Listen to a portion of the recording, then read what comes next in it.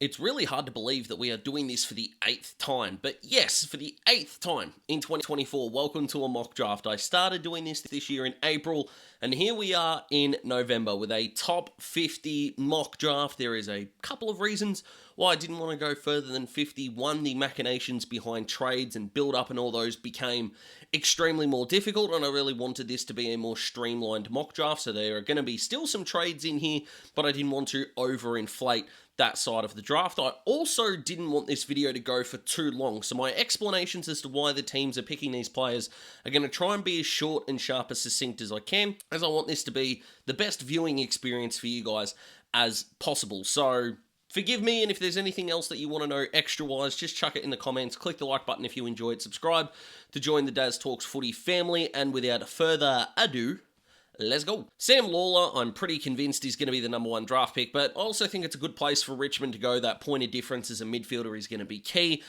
I don't like the comparisons to Dusty. I get where they're coming from with the push-off and the #4 and all those kinds of things, but just let Sam be Sam is pretty much where I'm going here. But I think Richmond are going to go that way, and it's also, I think, what Richmond should do in terms of what they need for their midfield as well.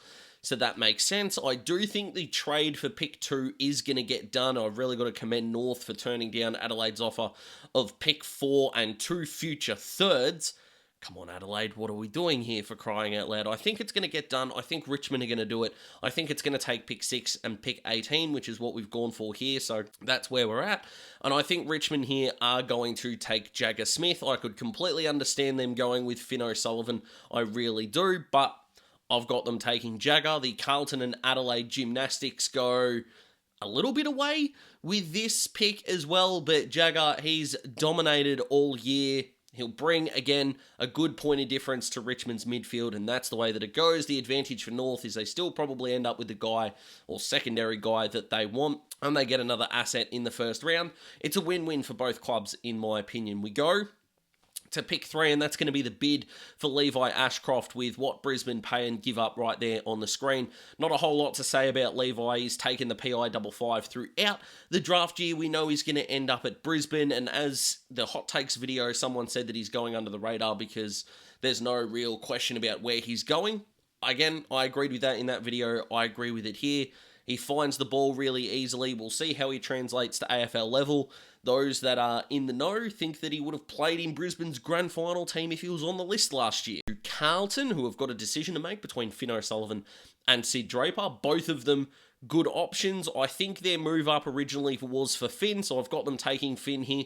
This could absolutely be Sid. If you're a Carlton fan who is offended by the fact they didn't take Sid, I can definitely see this going either way. So I've got no problem with that at all. I actually don't have a problem with you guys disagreeing with me on anything, to be perfectly honest. As long as we keep it civil and in the comments, you're all good to go.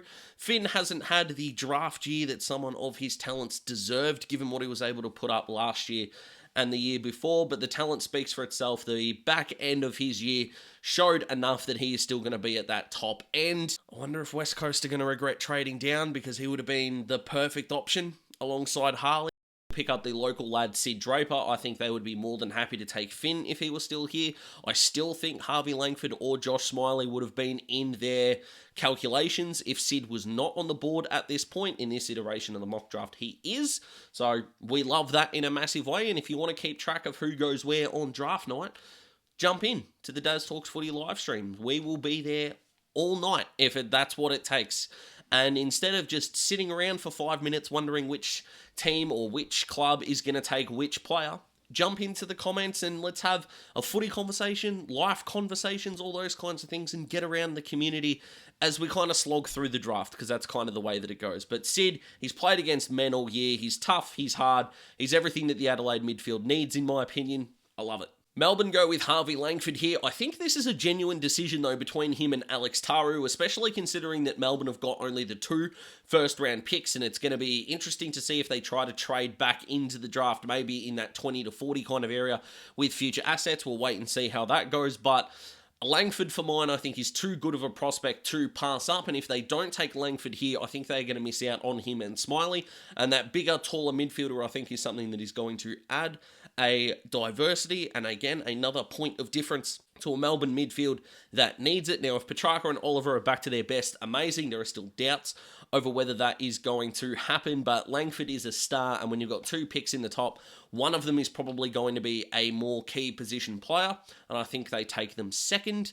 We go to North Melbourne now, and I think they pick up Alexander Taru here. Now, if Melbourne do swoop in and take Taru, then North at this point could absolutely maybe reach on a key position player, or you've got Langford and Smiley there, especially when Luke Davies-Uniacke is going to become a Hawk in 2026, so that's going to be interesting to see how that goes in terms of the midfield, but I think trading back here, they will have a key position player in mind, and they land Taru in this spot. We go to St Kilda next, and they will take Josh Smiley here, and how could you not? 190 centimetres. The comparisons to Cripps are obvious in terms of early. I'm not saying Josh Smiley is going to win 2 Brownlow medals. Stop saying that.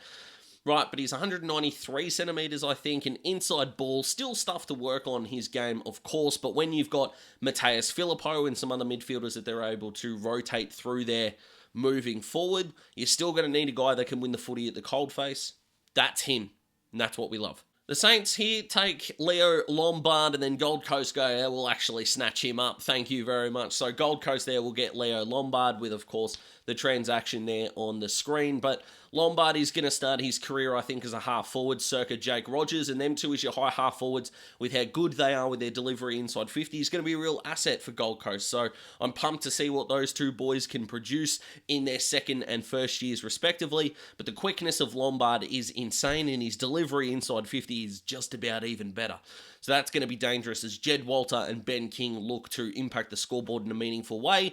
And let's hope the quality on field is a lot better than their logo, because, God. Back to the Saints, and gonna go for a little bit of a reach here, but Xavier Lindsay is the guy that I've got ending up at the Saints. The ooziness, the classiness that this guy brings. I'm not kidding you, this is the footballer's version of risotto at this point in time. It's oozy, it's beautiful, we love Xavier Lindsay, and I love risotto, right? So that works beautifully. I think what he'll be able to do, especially on Marvel Stadium, he's the kind of guy, a little bit like Darcy Wilson last year, is that he suits St Kilda's way of playing winning football well. Like when St Kilda are going to be up and going, if we assume that they are going to be, and I'd rather be optimistic than pessimistic, Darcy Wilson suits that style. And I think Xavier Lindsay fits it in a magnificent way. Finds the footy with ease, a beautiful user as well. I think this is a good get for the Saints. Back to the Ds, I've got them going Harry Armstrong here. They just need a tall forward. We know what's happening with Van Rooyen. Matt Jefferson we haven't seen yet. Yes, they've got the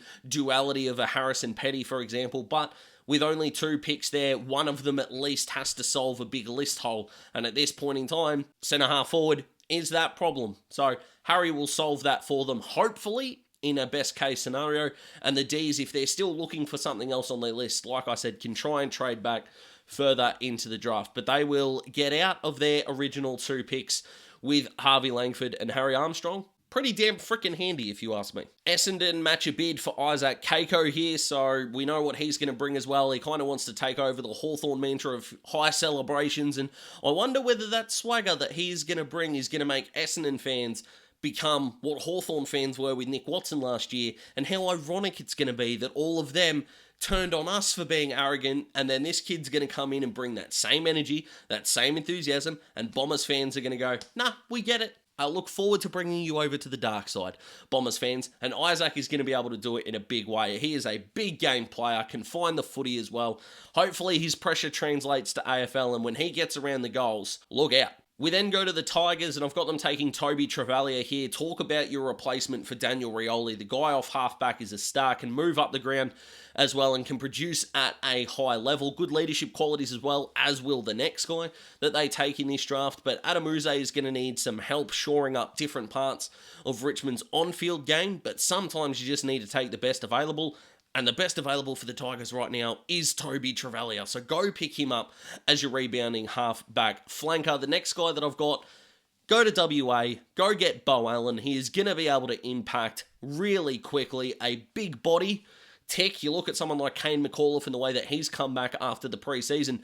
That's what you need, a bigger body. That's what Beau Allen can provide. He's got some positional versatility. I think he could honestly start his career on a wing, to be perfectly honest. I know that he has said that he wants to start at half-back. Not really a positional need for the Tigers, especially if they go down the Travalia route. And not everyone for the Tigers is going to play straight away, but Beau could heavily impact this Richmond side ASAP, and I think he would be an astute pickup for the Tigers. We go to West Coast, and I think Murphy Reid here is that classy ball user, especially forward of stoppage, is going to be key. It was a real shame that he went down with an injury at the back end of the season, but I think the Eagles here have got themselves a very fine player as they look to be more dangerous moving forward. That trade back, which is still hurting some West Coast fans, hopefully the acquisition of a Murphy Reid or a similar type player will help ease that pain if you've still got it. But Murphy looks like an AFL ready player, which the Eagles need in spades as their youth tries to bring in a new era for not only West Coast fans, but for new coach Andrew McQualter as well. Port Adelaide enter the draft at this point. I've got them taking Jobe Shanahan. Yes, you've already got Jack Lukosius, you've got Todd Marshall, you've got Mitch Georgiades. Do you need another of that kind? Well, the answer to this for mine is somewhat yes. It is not going to hurt them now that they've got extra draft assets. I think here at this point you're going to be reaching for a defender, so you don't need to do it at this point. You really don't need a midfielder. And if it's Shanahan or Berry, I do think taking the tall here is going to be better served. There are going to be smaller players available later in the draft. Yes, there are going to be some tall forwards available as well, but we don't know what's happening with Todd Marshall's health moving forward. We don't actually know if Jack Lukosius is going to be a forward, so we'll wait and see how that goes. But the Bendigo Pioneers gun, and a man that I am a massive fan of, ends up at Port Adelaide, and I still think the fit is really good. I can understand if Port fans feel differently, though. I love it.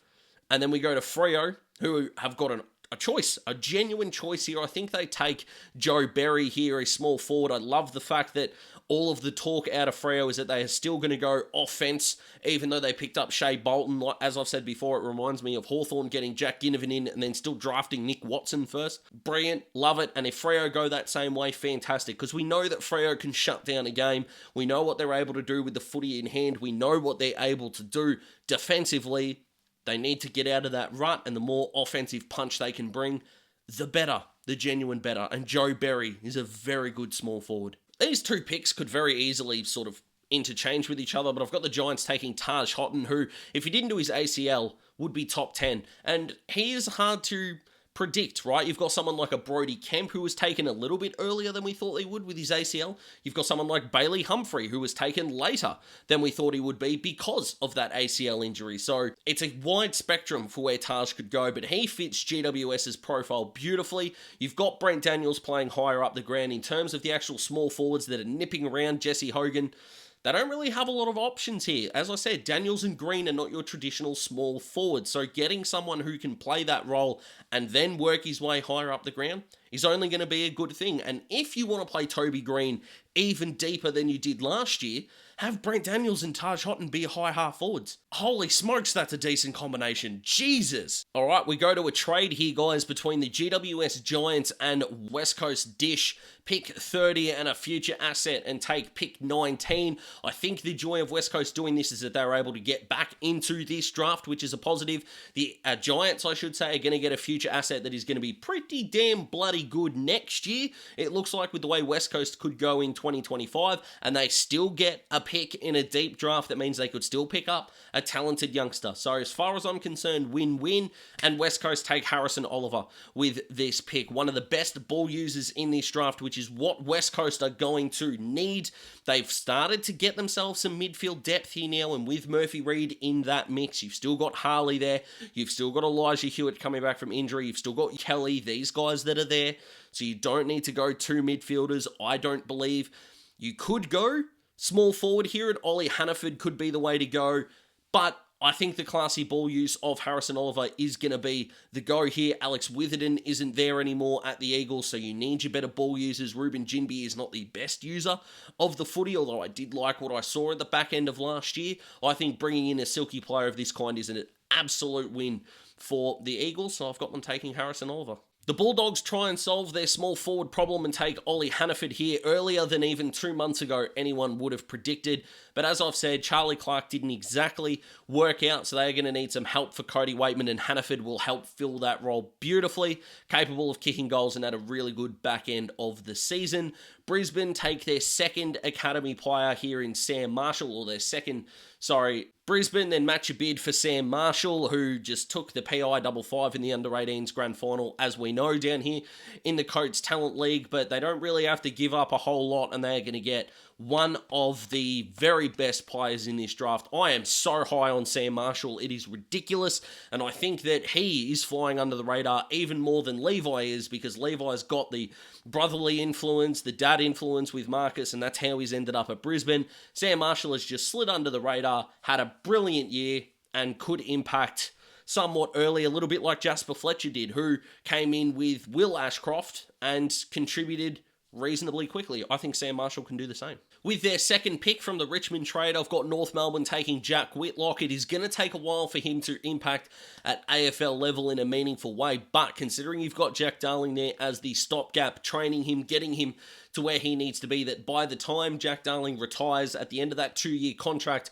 you will hopefully have something significant for Jack to build off of, and considering you've still got Nick Larkey down there as your number one option, there is going to be less pressure on Whitlock to be the number one guy. So win-win for both sides here.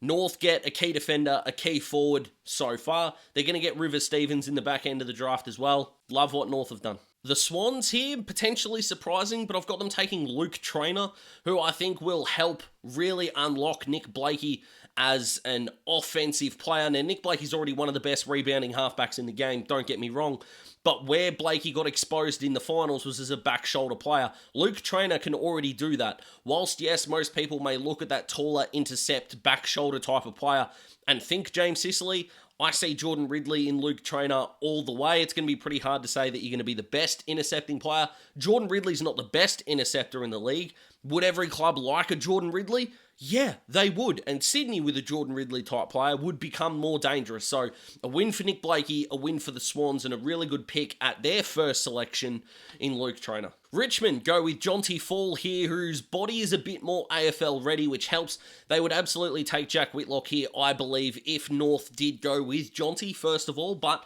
here we are in this iteration of the mock draft. Tall forward is going to be a requirement because outside of Tom Lynch, they really don't have anything that makes any Richmond fan go, I'm pumped to see this young bloke have a go. Jonty could play early because, you know, someone like Jacob Kaczynski or Samson Ryan probably aren't going to be knocking the door down as far as off-seasons go, or maybe they will, who knows, but Jonty could impact early. If Tom Lynch is healthy, Richmond there have got some bodies there, and their small forwards, I think, are really underrated. Seth Campbell is a very good player who I like. Ryan Mansell had a really good back end of the year as well. So, pumped for Richmond's forward line, and I think Jonty helps that not only for the now, but for the future. The Giants need replenishment in that midfield, and I've got them taking Cooper Hines here, who just finds the footy at will. Genuinely, the ball just seems to find him, which is what we love. The Giants, Josh Kelly's getting older. Stephen Canelio had that horror ending to his season, of course, in that semi-final, but he didn't look like the same player that he was, so you've got Tom Green in there,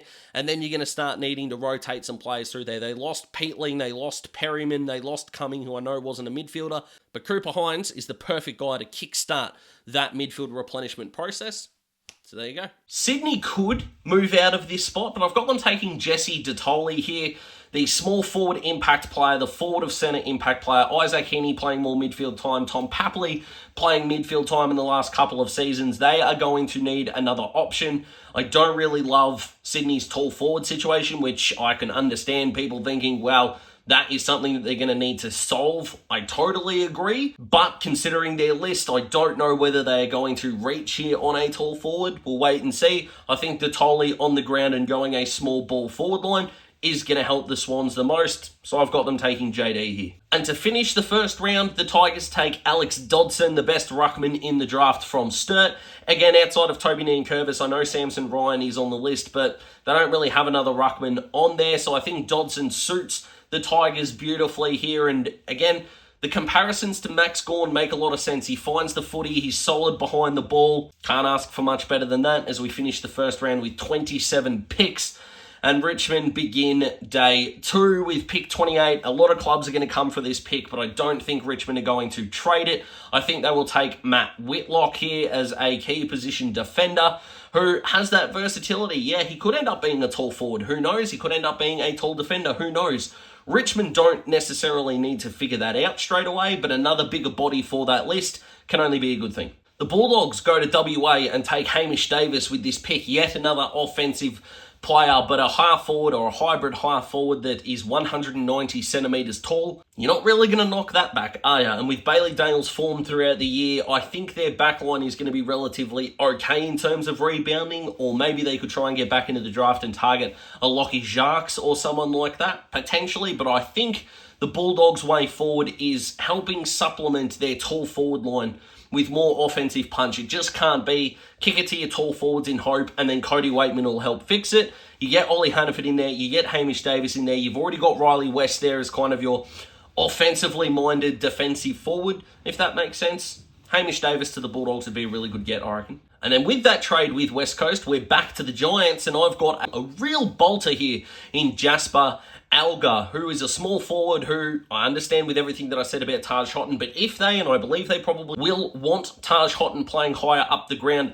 again, having your traditional small forward can only be a good thing. The Giants are in a position where they could go a small forward. I know they drafted Phoenix Gothard not that long ago, but they really don't need that much help down back. Do the Giants. We've talked about that midfield replenishment a little bit. Their wings are going to be relatively okay, especially with Darcy Jones patrolling one of them and maybe moving Lockie Ash a little bit further up the ground if they want to.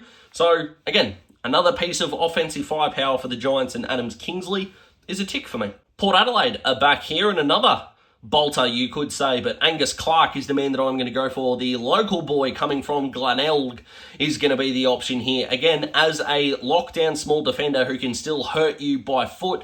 Kane Farrell's free agency is going to be really interesting to see what happens there. I know they've already got Lockie Jones down there, and they've already got Logan Evans. I understand all that, but again, they don't need anything for the centre square through Port, so best talent available, especially considering that they did go the taller forward option with their first pick. I don't think they go a small forward at this spot. Angus Clark could be too good an option to pass up, so I've got them taking Angus. And then we go with a trade here, guys. Freo trade pick 32 to Collingwood for Collingwood's second round pick. Freo get another asset they could potentially throw at Chad Warner. Collingwood get a guy they really need at this spot. And Collingwood, if they are good and a top 6 to 8 team next year, that pick is going to be effectively pick 32 this year for something like pick 28 to 36 next year. So it's not that big of a deal. Collingwood are already going to get Tommy McGuan in next year's draft anyway, so that future asset may not mean all that much. So that's perfectly fine.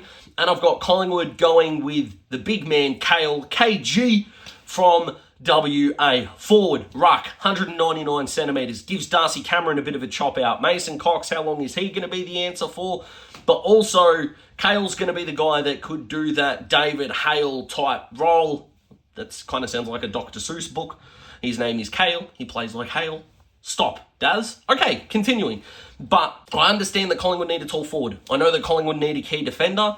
I know that he is not necessarily a traditional centre half forward type, but I think Collingwood can kill two birds with one stone with KG, which we love. St Kilda match a bid here for Adrian Cole. The Bombers are the ones that are doing the bidding, but the Saints, they give up a pick like 2 behind them and end up with a later pick later on. But here's going to be another key defender that will hopefully replace a Dougal Howard, Josh Battle type alongside Ari Schoenmaker. Not a whole lot to say here. A good back shoulder player. He's okay by foot. Ross Lyon will be wanting to use him, I can imagine, throughout 25, depending on how Ari goes. But Josh Battle is a big loss. Dougal Howard's not going to be there forever. He is a ready-made replacement, hopefully. A little bit of a slider for some, but I've got the Bombers here taking Tom Gross, who, look, as a half-forward and offensively-minded player, the Bombers could use a little bit of that. Yes, they've got Jake Stringer, who's gone, and they are going to need to rotate those goals through somewhere, and a guy like Archie Perkins is going to be under a lot of pressure coming in. But Gross is a clever player, inside 50. His ball use, look, hopefully it gets better, but he knows where the goals are, and he's got pretty good endurance. So, tick for the Bombers. My God, they need to score more. And then finally, Hawthorn, welcome to the party. I did consider doing a trade up with a couple of clubs here for the Hawks that did make some sense. I still think they could look to do that, but as the draft was kind of being written by me, I found that a guy that really suits the Hawks wasn't really in contention for other clubs, so I kept it here. James Barrett is the guy that I'm taking to the Hawks. He's got positional versatility, which Sam Mitchell will love. Right? He can play as a defender, he can play as a forward. The Hawks can figure out which one that is. And depending on how Mitch Lewis goes, the Hawks will either have a guy who can replace Gunston, because Cole Shadir and Jack Gunston could play in the same team. So could Mitch Lewis, could Mabior Chol, could Cole Shadir, and could James Barrett play in the same forward line? We'll wait and see. But considering where the Hawks' list is and where they want to go moving forward, it's not going to be the worst thing in the world to have another tall. And I think Barrett suits what the Hawks need to do really well. I've got Carlton matching a bid here for Ben Camporeale, which even 3 months ago, 36 would have been a wild statement to make, but it's roundabout where it goes. Carlton aren't going to be giving up a whole lot for him. They're not going to be giving up much for Lucas either, who won't actually be in this iteration of the draft, but I'll talk more about him and some other players a little bit later on.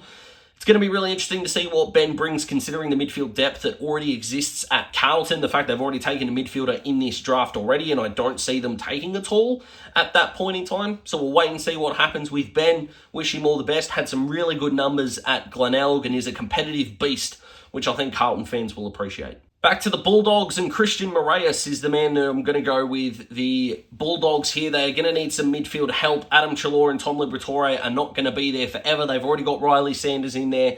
So Christian is going to be the guy they take here.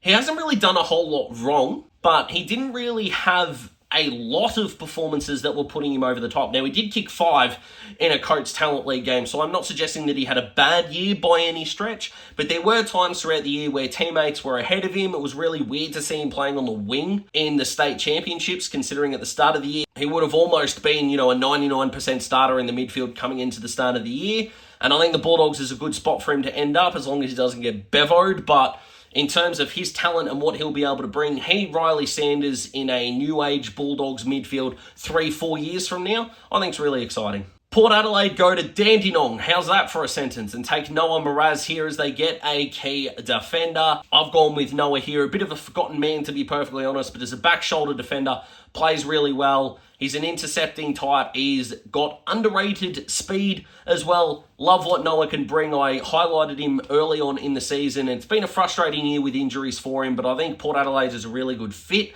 as I think Harry O'Farrell is a really good fit at the Pies as well. They can cover a key position player at the front end of the ground, and the back end of the ground is a win for the Pies. As I said, with Tommy McGuan coming in next year, the Pies getting these 3 players, you're guilty, and they're not done yet. The Bombers go with Thomas Sims here, who I know a lot of Hawthorn fans are interested in, but 199 centimetres is a key position forward. Now, they do have a few of those with Peter Wright, Nate Caddy, Harrison Jones, depending on where he is at, but a fully fledged key position forward at this spot at the draft. Can't really shake your head at that, I don't think. The Bombers are going to be really interesting to watch next year. I don't really have them as a final side, but I love what they've done in this draft so far, and that's a massive tick.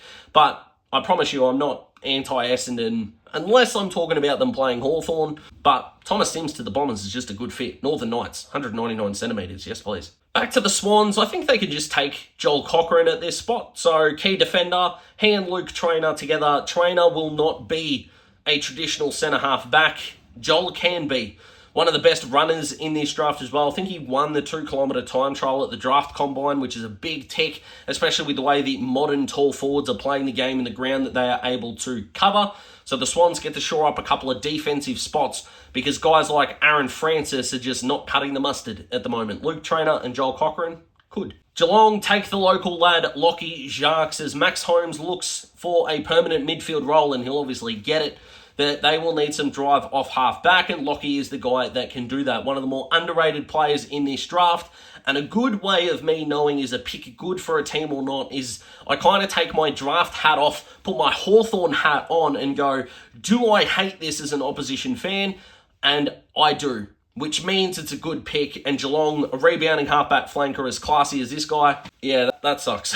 But I do mean that in a complimentary way. We then go to a trade here, guys, between Essendon and Geelong. Trade pick 50 and a future asset for the Bombers pick 43. The Bombers are still going to be able to pick up a player they like. They get a future asset as well, which is more than handy. And Geelong go with the back-to-back picks. And I've got them taking Jack off of the GWV Rebels, which is going to be a name that is going to be hilarious. I don't care how old you are. It's just funny. It just is. So apologies to you, Jack. But 190 centimetre midfielder, I know they've already got that in Mitch Nevitt, I understand. But the Cats at the moment, their forward line is pretty well stocked. Shannon Neal showed enough, I think. So that's going to be fun for them as they go through the year. And Geelong, I think, are going to be able to attract a key forward down there to replace Jeremy Cameron and get them going. Like, would it surprise anyone if they were able to lure an Oscar Allen or a Ben King down to Geelong at the end of next year? Wouldn't surprise me. Nothing much does anymore with this footy club. So Jack to the Cats is a good thing for mine. St Kilda go with a tall forward here in Bailey McKenzie, who is tall, athletic, and a good kick at goal. Tim Membry is gone. They're going to need some help in that department. So I think Bailey fits the mold beautifully for the Saints here, who come out of this iteration of the draft as one of the big winners for mine. I really like what they've done, but that also kind of seems like ego stroking, so I apologise for that. The Bulldogs here, I think, go with best talent available, and for mine, that's Luke Urquhart, who is left. The luscious blonde hair has kind of got the Bulldogs written all over it if you think about some of their players of both past and present in terms of what they were able to bring aesthetically to the game. But he's hard, he's tough, he's a WA boy. You know what you're going to get with him. And again, he, Sanders, Christian Moraes, these guys leading the Bulldogs midfield forward. That's a win for mine. And even someone like Moraes, who's played on the wing in the past, could slot in there, and Sanders and Luke Urquhart roll there. Seems like a very bevo pick for mine, so that's why I've gone with it. Port Adelaide, I've got here with Archer Day Wicks as a high half-forward type of player. Didn't have a huge carnival.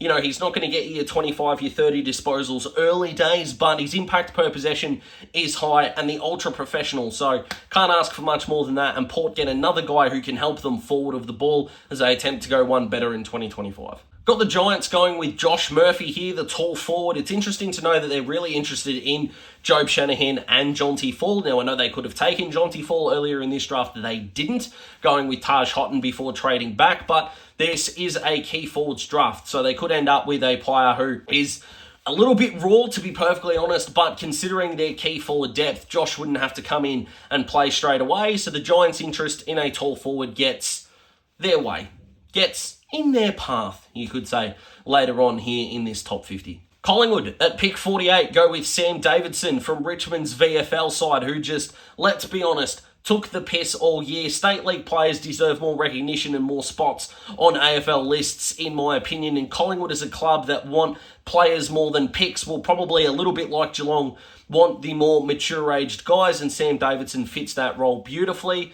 The second last pick of this draft is going to be the GWS Giants, who do go with a midfielder in Xavier Ivisic from the Geelong Falcons, who's just a regular ball winner, who has a high impact per possession as possible, can get forward a little bit, probably needs to hit the scoreboard a little bit more, but he's going to have a wide array of midfielders to learn from when it comes to the GWS Giants. And with their trade with Geelong, that means Essendon are last on our 50 list here, and they go to WA with Hugh Boxhall. Love it. Love what the Bombers are going to be doing here. Hugh's back end of the season has been fantastic, and he is going to suit a club beautifully, and it wouldn't surprise me if he went higher than this in the draft. I've got no problems if he does that at all. Clubs are going to be really divided on their draft boards, I think. So, look, is any mock draft you watch going to be right? No, but hopefully it's entertaining and you enjoyed. So like the video if you like the video, subscribe to join the Daz Talks Footy family. I've had a lot of fun with this. I hope you have as well. Take good care of yourselves, take good care of each other, and make sure you join